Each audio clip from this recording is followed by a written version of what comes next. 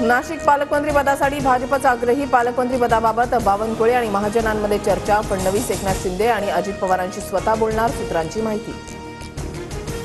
पालकमंत्री पदाबाबतच्या निवडीला दिल्लीमधून स्थगिती। कुंभमेळ्याचं मोठं बजेट असल्यानं नाशिकच्या पालकमंत्री पदावरून वाद, संजय राऊतांची टीका।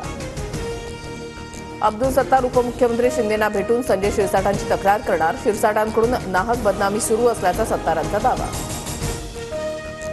भरत गोगावले, महेंद्र दळवी, महेंद्र थोरवे आज उपमुख्यमंत्री शिंदेंना भेटणार। रायगडच्या पालकमंत्री पदावरून आमदारांची नाराजी। कोल्हापुरातील पालकमंत्री पदावरूनही राष्ट्रवादीमध्ये नाराजी नाट्य। कोल्हापुरातील लोकांना पालकमंत्री मीच, हसन मुश्रीफ यांची प्रतिक्रिया।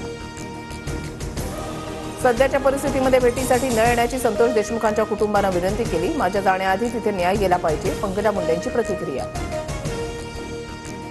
बीडमधील 13 सरपंचांसह 418 सदस्यांचं सदस्यत्व रद्द। जात वैधता प्रमाणपत्र सादर न केल्यानं कारवाई।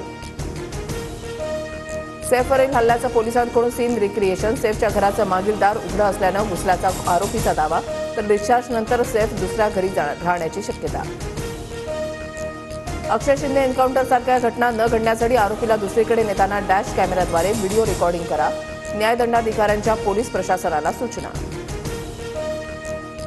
पुण्यामध्ये गुइलेन बॅरे सिंड्रोमचे 22 संशयित रुग्णांचे नमुने आयसीएमआर एनआयव्हीकडे तपासणीसाठी पाठवले। बीडमध्ये एचआयव्ही झाल्याच्या अफवेमुळे संपूर्ण कुटुंबाला वाळीत टाकलं। कुटुंबातल्या मुलीच्या मृत्यूनंतर अफवा पसरवण्यात आरोग्य विभाग आणि पोलिसांचा हात असल्याचा आरोप।